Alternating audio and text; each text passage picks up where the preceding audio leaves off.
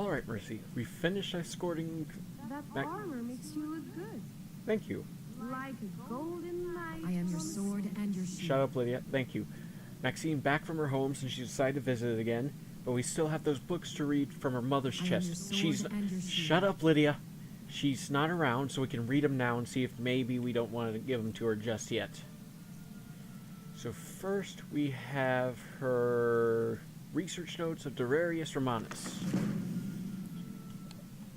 Huh, this has got some useful stuff on enchanting. First entry. I, Durarius Romanus, have decided to start keeping a journal to document all the exciting things happening lately. I am the head of a team of researchers. We are members of the College of Whispers.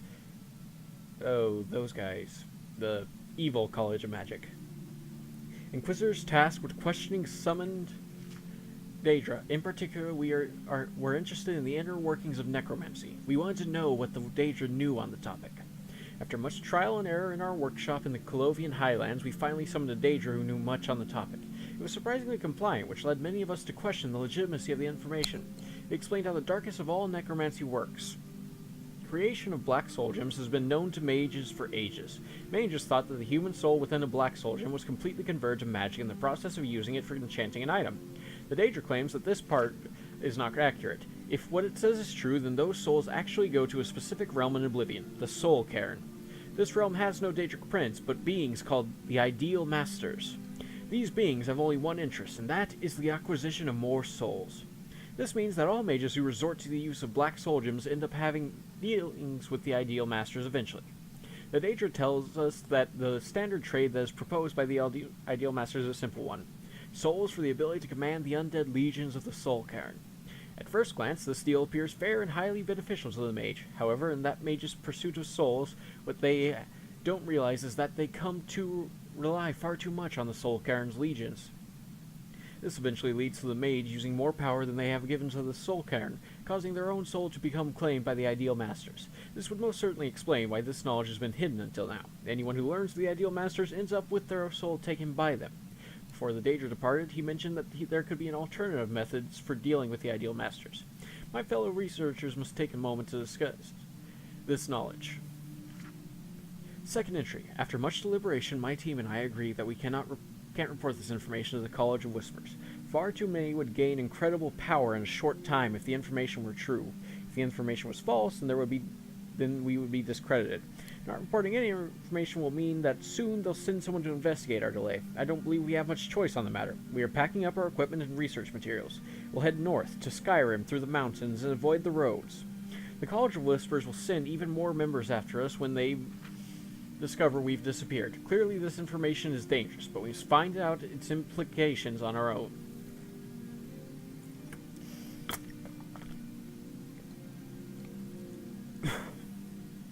Third entry. It's official. We are now enemies of the college, but we are also now in Skyrim. We'll keep traveling north into the forest past Falkreath. Soon we'll set up our new workshop and find out if what the Daedra said was true. If so, then we'll devise a method of truly harnessing the Soul Cairn. If not, then we'll continue our research regardless. The College of Whispers was far demanding of its members, claiming all research done and restricting the results to the elite. I'm sure we aren't the only ones who have thought this. Fourth entry. We finally have come far enough. We are setting up a camp that will last us a good while in this climate. I can feel many odd magics in this land. Coming from here was wise, as I think this is the perfect environment for our research. Soon we must begin gathering materials to build a special altar with. The Nords are distracted by their civil war, so moving about unnoticed will be an easy matter. That same civil war is making pursuit impossible by the college. We'll finally be able to relax here and get to work. Fifth entry. The altar is finished. It was built specifically for channeling conjuration-based magic. We've been going over all the research notes we've brought with us and have come up with a theory on how to deal with the Ideal Masters appropriately. The plan will be to set up a very specific agreement with them, a contract. Instead of the simple deal the Masters will try to trick us with, we know they want souls, but this contract will ensure that they never claim ours. While we reap the rewards for whatever effort we put into gathering souls, we will need a human soul to put into a black soul gem so we can begin the experiment. This will require us to begin looking for an appropriate subject. The isolated nature of our location will prove quite useful. Sixth entry. Failure. My team suffered a casualty. The rest of us are in rough shape, and we failed to capture the subject alive. That was no mere man. We underestimate the tenacity of those who live here. Not a bright one, though. While we were scouting the woods, we found some dead soldiers and began preparing them for use as zombies. As we thought, we were going to bolster our ranks. This man comes charging out of the woods at us. We were startled, thinking it was a member of the College of Whispers who finally tracked us down. As we looked toward our attacker, my colleague next to me dropped to the ground. He had a knife lodged firmly into his throat and was dying instantly before my eyes. We all froze in disbelief at what had just happened. That man seized the opportunity to tackle one of us to the ground and began beating him mercilessly. The rest of us jumped in, but it took some time before our assailant showed fatigue.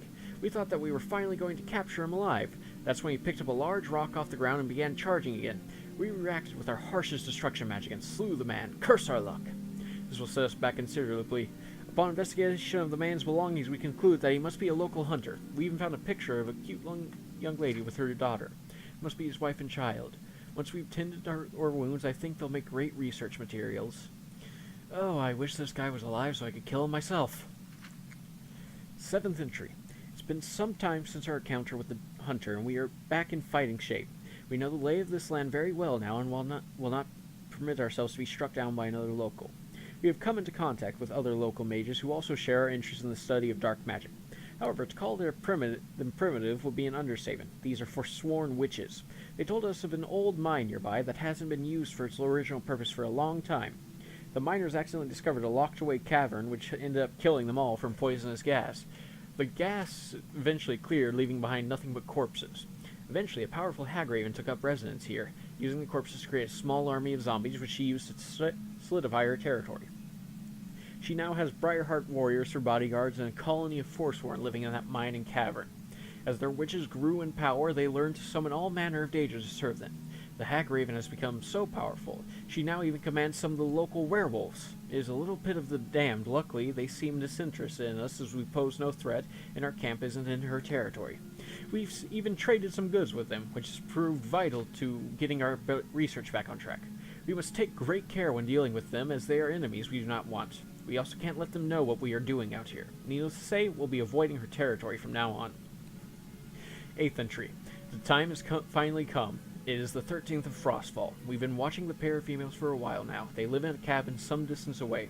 We suspect the daughter will be far easier to take back to the altar alive, so we have a plan to capture her this evening. We have observed her going out into the woods every day to forage, and she always sticks around the same area.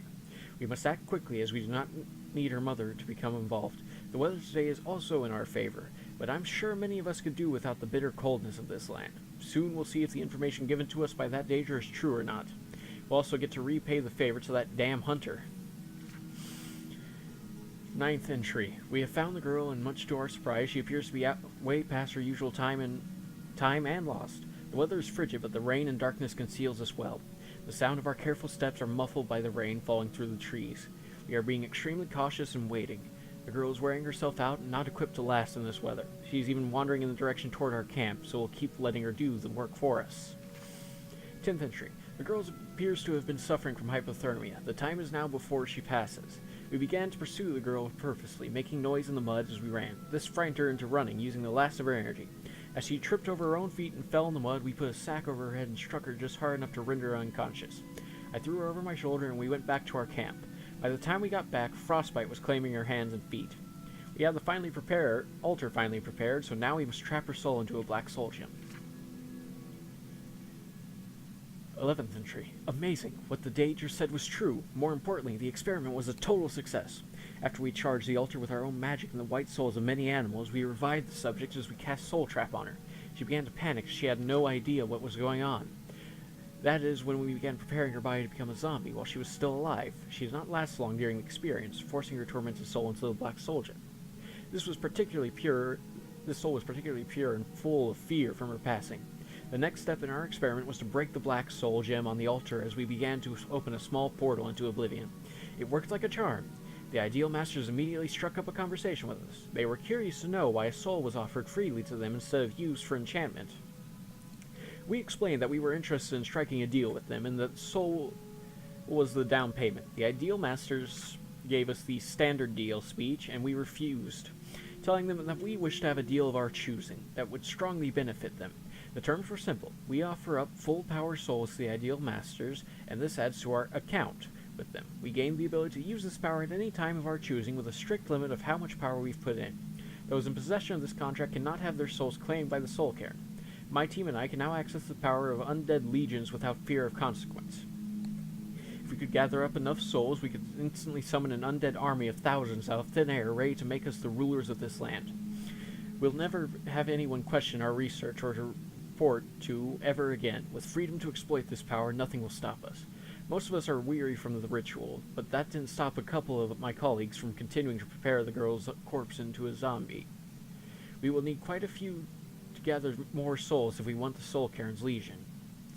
It's a shame that Hunters was far too damaged to be of any use. It'll be morning soon. After a mug of mead to celebrate our success, I will try to get some rest. 12th entry. We have a serious problem. I awoke at the very crack of dawn to relieve myself away from the camp. Upon my return, I can tell that there is something wrong. I heard cries of agony that I suspect came from my colleagues. We've come too far to lose everything now. I should flee, but we need that specific altar for depositing souls into our account. I will approach carefully to see what is going on. If I am to die today, I do not want my research to go to waste. I will leave this journal here, hidden in the brush, with hopes that maybe a force form which can gain this knowledge. Hopefully I can just come back here to find it later. We shall see. We don't have enough souls in the account to be of any real use yet.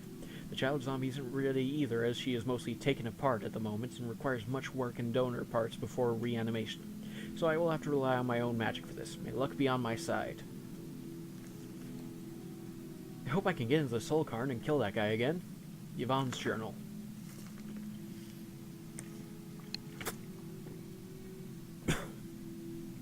First entry. My name is Yvonne, and I decided to start a journal to help encourage my daughter to write in hers more regularly. Her name is Maxine, and we just got matching journals while shopping in Falkreath. It's been a challenge, but I've done well in educating her, considering that we live in a cabin out in the forest. My husband, Raymond, built this cabin out here so we could avoid the war and raise Maxine in peace.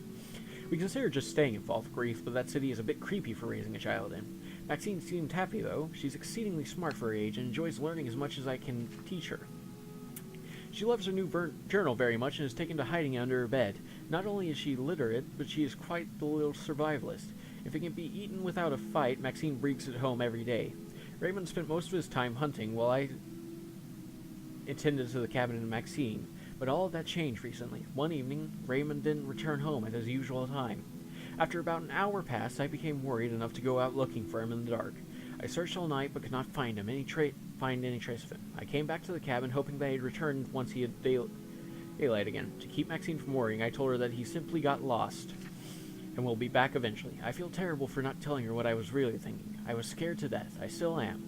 But as every day passes, my fear changed to dread of accepting reality. Raymond has died. He'd never keep us worrying like this, and Divine's help with whoever stood in his way to get back here. What on earth could have happened to him? Until I can find that out, I have to put Maxine first. She deserves a happy life, because I know that's what Raymond ultimately wants for her, too. This situation has forced me to take up archery again, as I have become the hunter in the family. I wasn't bad at it when I was younger. My family actually drilled us in archery and various forms of magecraft at an early age.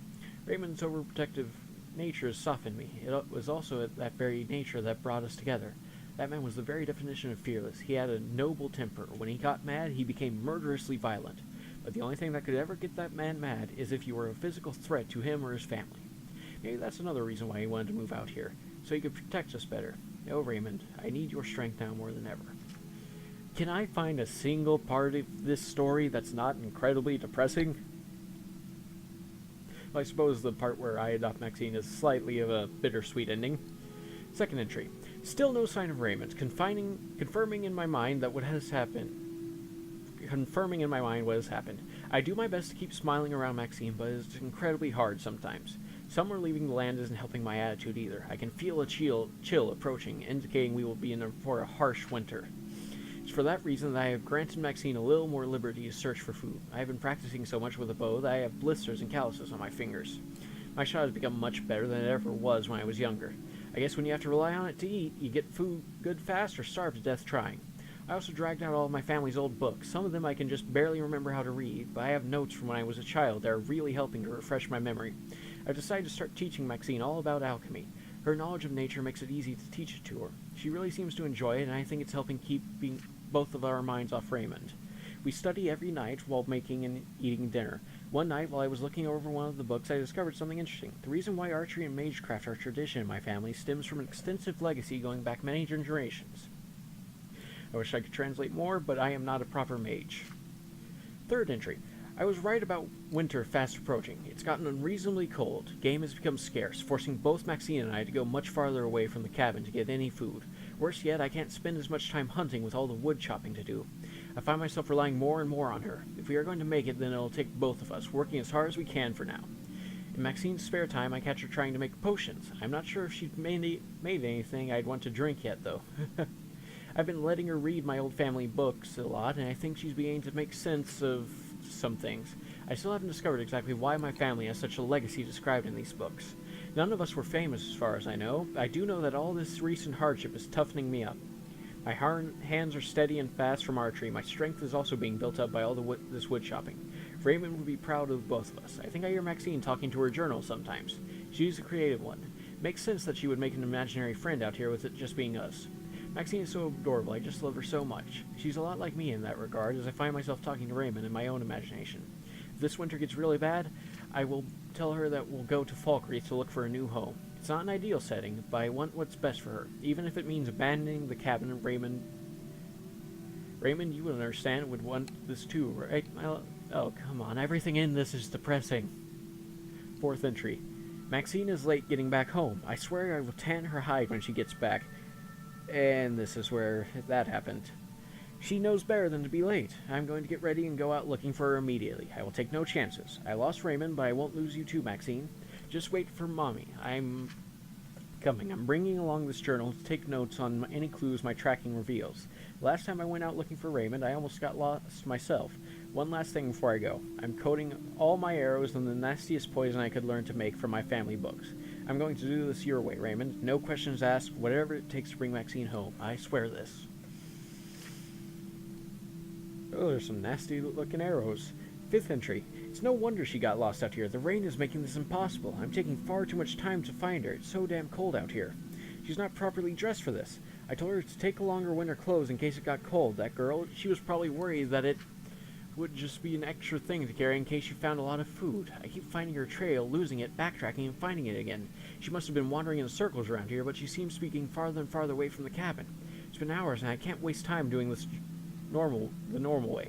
Raymond, what would you do? Yeah, I know. Go charging into the general direction she's going. That would be his answer, because he'd be too angry to think of anything else. He becomes a true predator of the forest. Here we go, then. Sixth entry. I've been running all night. My voice is hoarse from screaming. My worry for Maxine is unbearable. I feel so damn angry. I'm not sure why I'm thinking about this right now, but I just remembered something my mother told me as a child. Never go outside on the 13th of Frostfall. Evil things haunt the wilderness that night. Why am I getting superstitious at a time like this? I must be going crazy from exhaustion. There is something about these woods. It angers me and scares me at the same time. There is something evil out here. I just know it. It claimed Raymond and got Maxine. No, I can't think like that. I must continue. Maxine is alive. I am bringing her home. I will kill anything that stands in my way of doing that. Right, Raymond? I can feel you here with me, urging me to go on, yelling at me for thinking about being weak. I will be strong, damn it. You were right. No wife of yours would ever give up for Maxine. Seventh entry. I have found her tracks as clear as day. The rain has turned to snow, revealing all the tracks of the woods. This will tell this tale of exactly what's been moving through the forest this night. Morning is approaching as well, giving me desperately needed light. It won't be long now before I find Maxine, Raymond. Eighth entry. No, this isn't right. I have found multiple footprints, all following Maxine's. By the divines, was someone after her? Is she okay? I should have never let her out so far from the cabin. She should have been home with me. What in oblivion is happening out here? I swear if they harmed her, Excuse me, a little too much meat for breakfast. I will skin them alive. Raymond, lend me your wrath. Ninth entry. Maxine's tracks have disappeared, but the tracks following her seem to be different than before. One set of the prints are unusually deep now. They must be carrying her. There are no signs of any blood. She must have been abducted, but she is still alive, thank the gods. I feel so happy right now, knowing that Maxine is just right around the corner. It is making me smile and cry at the same time. My body feels strangely light. I'm moving faster and faster. I can feel more strength in my body with every foot I sink in the freezing mud as I race forward. I feel hot and my breath bellows out visibly. I don't know what to expect, and I think body knows it. All of my hopes and fears are making my heart pound, my hair stand on end, and my blood boil. I could break this bow in my hands with grip alone. I'm breathing heavily, but instead of getting tired, I feel more refreshed with every breath. Is this you helping me, Raymond? Of course it is. You want to bring Maxine home as much as I do. I understand, my love. This is not going to end well. 10th entry, I have found a clearing up ahead. There are several robed individuals up ahead at a small camp, all still sleeping, it seems. I think they are mages of some kind. There is also some strange evil-looking altar nearby. I don't like this one damn bit. Just be sure I'm applying extra poison on the arrows. These men could be dangerous, and I'm not in a chance-taking mood right now. What are they doing here, Raymond? What have they done with our Maxine? Since the cold isn't bothering me, I just packed my clothing with snow. They will not see me coming as I sneak into their camp. I swear, Maxine better be okay, or for their sake. Raymond would be merciful compared to what I will do to you. 11th entry. Handwriting has noticeably changed, but still Yvonne's. I can't believe this. Am I dreaming? Raymond, please tell me that I am dreaming, and that it's not Maxine over there. These men, no, these demons, they butchered our sweet Maxine. Why in the hell did they do this to her? The moment I approached that camp, I saw a tremendous amount of blood on the ground around the altar. As I slowly looked up, that's when I saw Maxine's poor little face looking back at me on the altar. No life in her eyes, a frightened expression on her face. She was mutilated horribly by those monsters. How dare they? I think I've lost my mind, Raymond. I have no fear anymore, just anger. No mother's worry, just a mother's fury. That's all I can think about. Everything has been lost. First you, then Maxine. Why do we have to be the ones that keep losing, sweetie? Well, that is why I didn't ask questions. I killed every man at the campsite. I slaughtered them in their sleep, one by one. I never killed a man before today. I never imagined how satisfying it felt. Okay, she definitely went into total rage. When I killed the first one, it was just my anger acting. As I heard that man's screams, I began to smile without helping it. I wanted them to hurt. I wanted them to feel the pain they made Maxine feel. I wanted them dead, like they made Maxine. More than just one, hunting those demons was thrilling. I killed every single one of those miserable bastards. I just wish I could do it again and again and again and again and again. Bit of a psychotic break. Understandable. 12th entry. It would seem that I have caught myself a rather interesting prisoner. He goes by the name Dorarius Romanus. He's an imperial necromancer who made the mistake of hurting Maxine, my dear. However, this pathetic piece of trash gave me one reason not to kill him. He claims he can bring Maxine back, and not as some mindless zombie either. She'll be the real thing, with her own original soul. I almost killed him at the campsite. I noticed something moving at the edge of the clearing and immediately went after it. My captive was attempting to see what was going on at the camp after I slew his friends. He came after me, casting some kind of charm spell. His magic landed, but strangely enough dissipated when it made contact with me. That is when he fled. Then it became clear that I was pursuing another man from this camp. I shot him in the shoulder. I went to kill him, but missed. As I drew another arrow and approached closer to deliver the final blow, the weasel had the nerve to beg for his life. His pleas were irritating me to no end, so I fired the arrow off against his cheek. His face was gashed wide open, and he cried out in agony. That sounded like music to me. The arrow I fired was stuck firmly in the tree behind him, so I pried it loose and then put the arrow to his throat. I asked him why in the world I should let him live after what they did to Maxine. I know why I didn't just kill him on the spot. I wanted him alive to torture him. I wanted to do to him exactly what they did to her. I really don't care how awful a person that makes me seem. Personally, it doesn't make you seem that awful, just like you went insane with anger. You'll always love me, Raymond, so I don't care about the rest. When Dorarius stopped screaming, to my disappointment, that's when he proclaimed that he could bring Maxine back. I'm not sure if he's entirely telling the truth yet or not. I took him back to the cabin to further investigate his claim. I will need to return to his camp later to free Maxine and anything of value those monsters had in their possession. 13th entry. Now that I've had time to calm down, I think I might have some hope left. Dorarius explained to me exactly how he planned to bring Maxine back and why he is out here to begin with. They basically found the answer to limitless necromancy of the highest caliber without any drawbacks. I'm glad I killed his friends. These men were going to be a serious threat to Skyrim. No, all of Tamriel. I know enough about magecraft at this point to know that there is some truth in this man's words. Maybe I just want to desperately believe him. If he's caught lying, he knows he'll be tortured to death, so I will go along with this for now. He says that he needs many things from back at his camp, so I will be very busy, it seems. 14th entry. Raymond, please, no. On one of my many trips back and forth to the camp, I found Dorarius' journal. It was him. Your murderer now sits in chains at the very cabin you built. I accepted that something had happened to you, but this? I have to keep that lowly scum alive to bring Maxine back? Why does this have to be so difficult? Why did any of this have to happen? Why? I will see to it that this man pays for everything, 1,000-fold and even more, but not before he brings back our Maxine. I don't care what I have to do anymore. If the gods want to keep putting monsters on my path, then I'll become a monster too. Let's take back Maxine, and then make them all pay, Raymond. 15th entry. It's taken every fiber of my being to tolerate Terrarius without getting the urge to kill him. I think about it every day. This man has completely let his guard down around me. Not only is he in chains, but I keep a nice dose of my poison in his system every day. Now that I've had access to the necromancer's research materials, I have learned droves about much in a short time. I can read the old books my family has been passing down. I come from a long line of witch hunters. The females of our family are all said to be given a divine gift from one who started the legacy. This gift makes us natural bowmen and enhances the use of certain types of magic. The story goes that one of my ancestors was actually a young witch in service to a small coven. When the coven was taken over by a hag raven, the coven went from just using necromancy to reanimate the dead to the forging of black soul gems. When she first witnessed the ritual, she became ill at the thought of what she had become. Casting off her destiny to become a hag like the rest in her coven, she fled. She visited the shrine to Arcade in Falkreath and prayed for redemption of her soul. After she prayed, she spoke to one of the priests that tended the shrine. After hearing her repent all of her actions, the priest told her that she must seek redemption from all of the 9, if she truly wants forgiveness. He also said that she should return here one day after she had finished her pilgrimage. She thanked the priest and set off on her journey. During her travel, she would pray at each altar to the vines in Skyrim.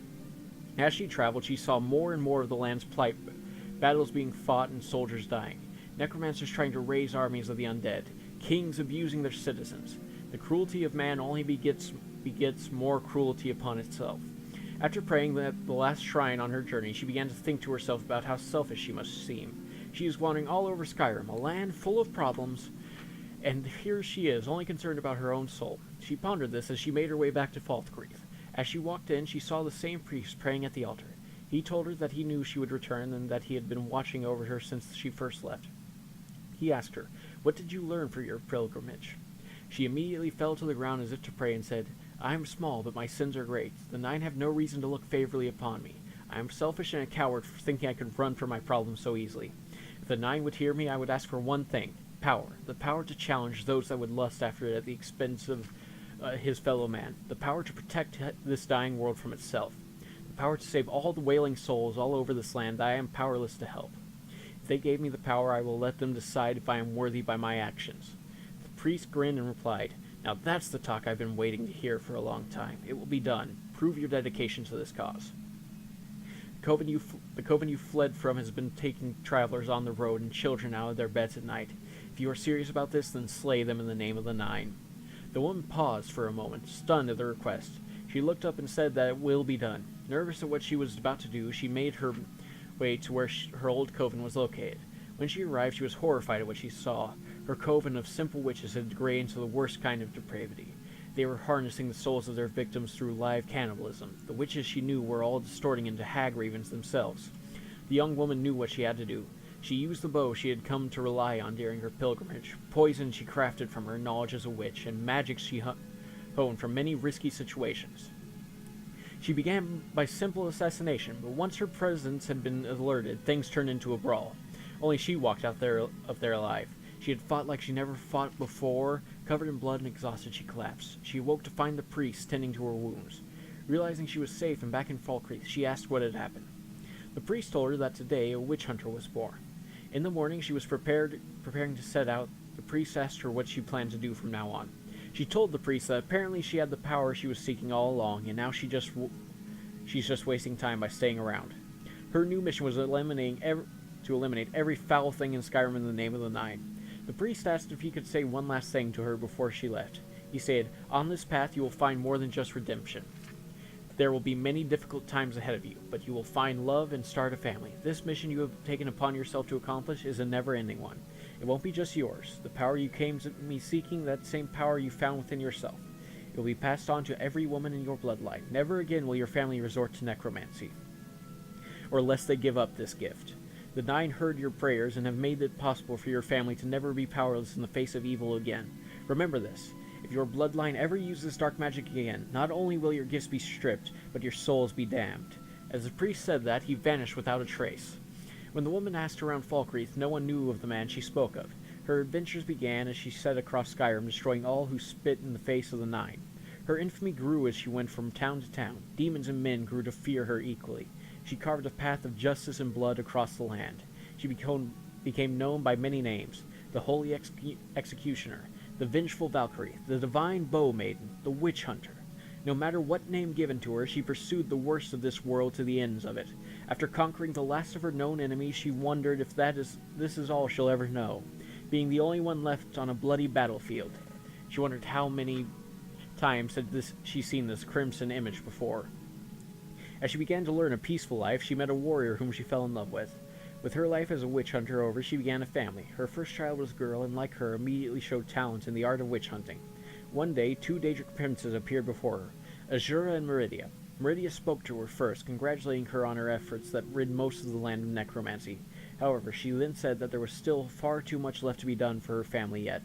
Azura stated that her family will one day play a vital role in events that would tip the balance of reality as we know it. The pair began to depart, but not before leaving behind a gift for the retired witch hunter. On a piece of paper were strange runes with instructions on how to tap into the very gifts the Nine have propagated in our bloodline. It is a last resort, and extremely dangerous to the user. Using it could result in death or the loss of the gifts. After that, the book has a copy drawn of the very runes and instructions left behind by the Daedric princes.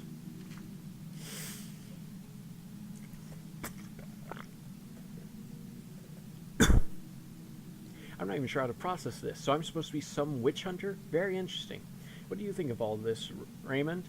While I think about what to make of this information, I will continue to make it a point to break down his will to escape as I force him to help me bring Maxine back. Soon, we'll have our little baby back.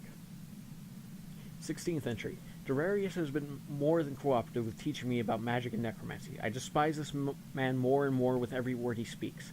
I've become sick more than on one occasion as I listen to his explanations. He doesn't think like a normal human being, but more like an insect. Absolutely no regard for life in his pursuit of knowledge. I'm not even sure how he views the deaths of his fellow necromancers. He doesn't even acknowledge that he is a necromancer. Fancies himself some kind of mage on a noble quest for the truth. His arrogance makes me uneasy. He even seems excited that he gets to continue his research, even though he is my captive. As he teaches me more and more about magic, I realize more that it is indeed true that Maxine could be brought back. He explained to me all about his little arrangement with these ideal masters. It lined up with what I had read in his journal, so I'll believe him for now.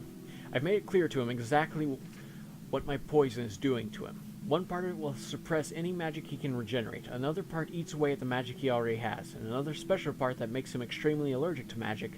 Normally that last part isn't so bad, except that it's so severe that even sunlight will cause his skin to burn. Clearly this particular poison was developed by my ancestors as a one-shot method of shutting down a mage. I also informed him that it's in all the food inside the house. With no method of getting the chains off, he'd only be able to escape at night, only to have the sound of his own chains give him away and make great tracks for me to follow.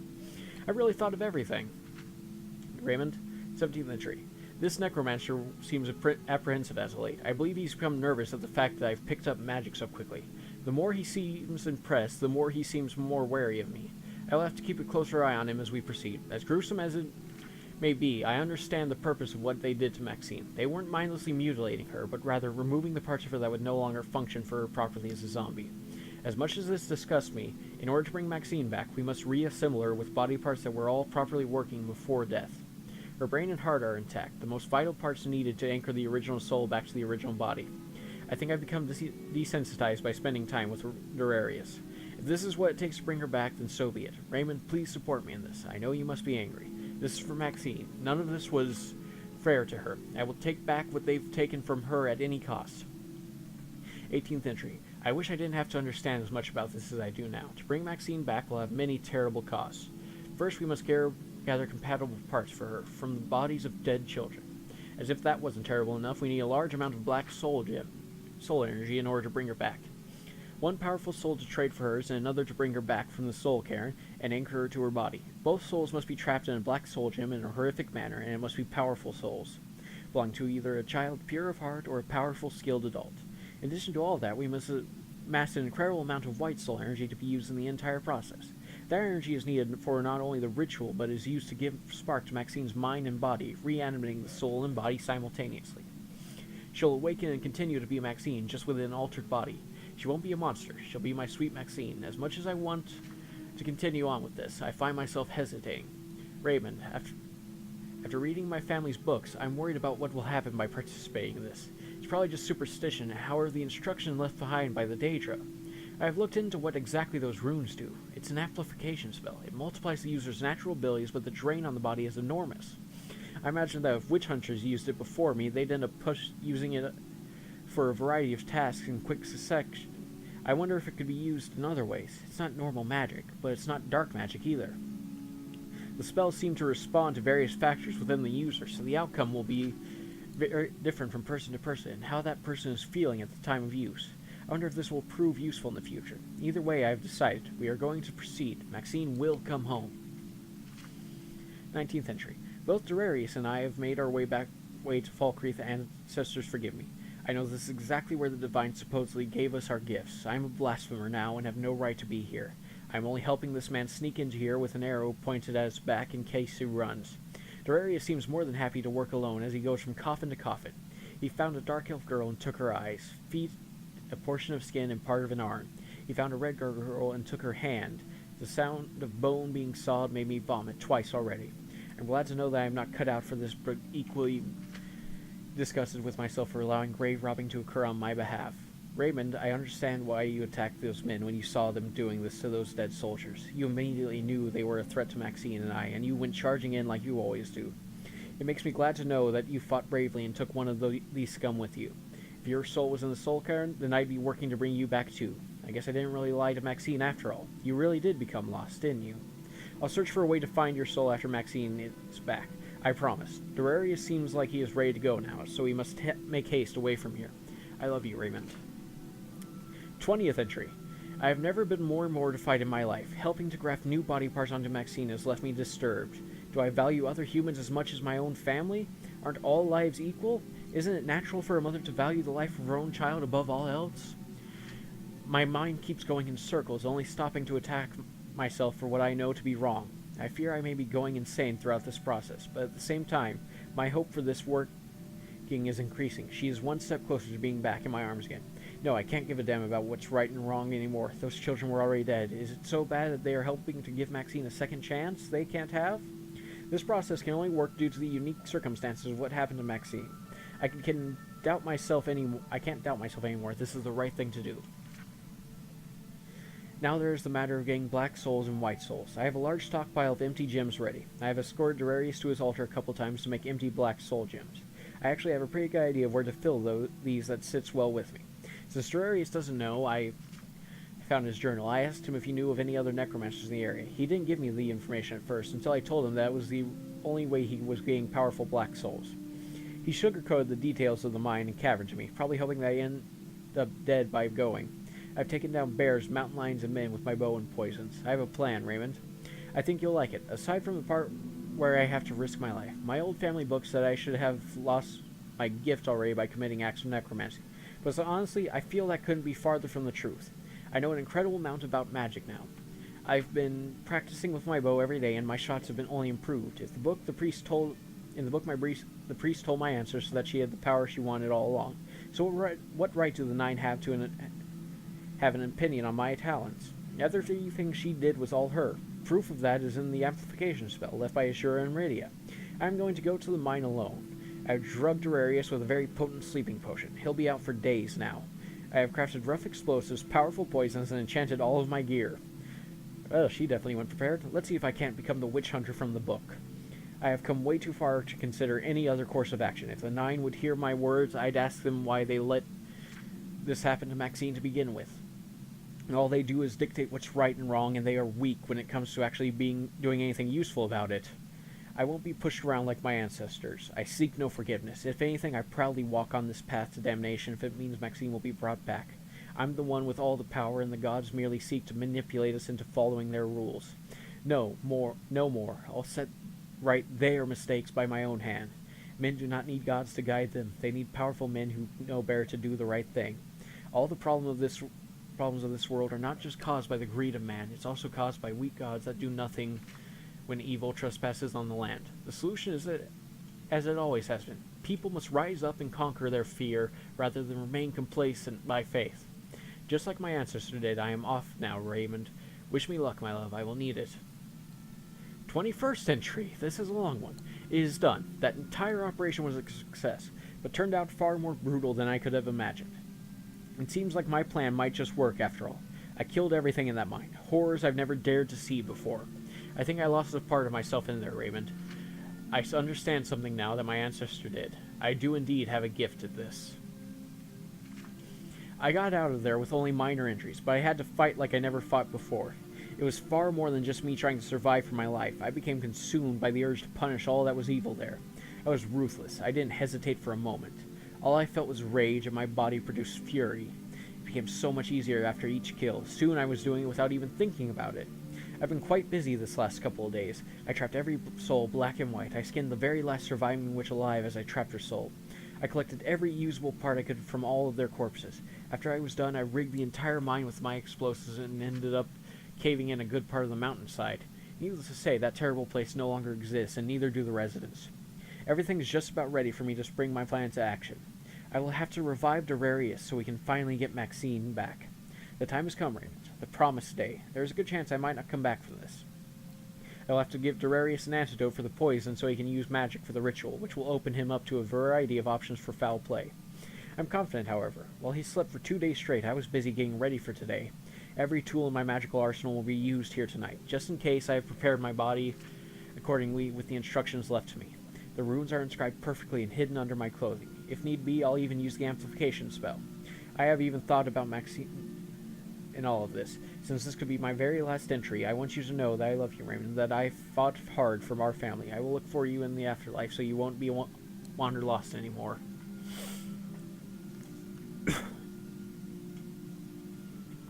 And her old family book. Just opening, I learned something about alteration, but I have no clue what any of this says. Some of it's in Daedric and some other language.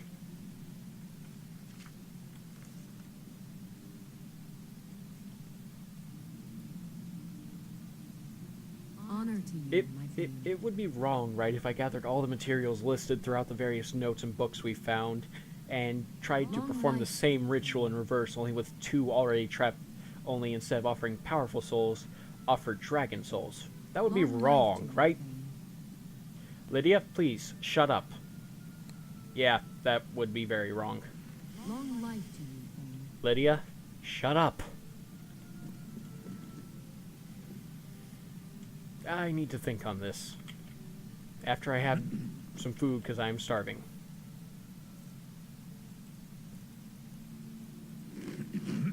Oil cream treat. Some water. And the last bit of my garlic bread. Alright. I will sleep on this.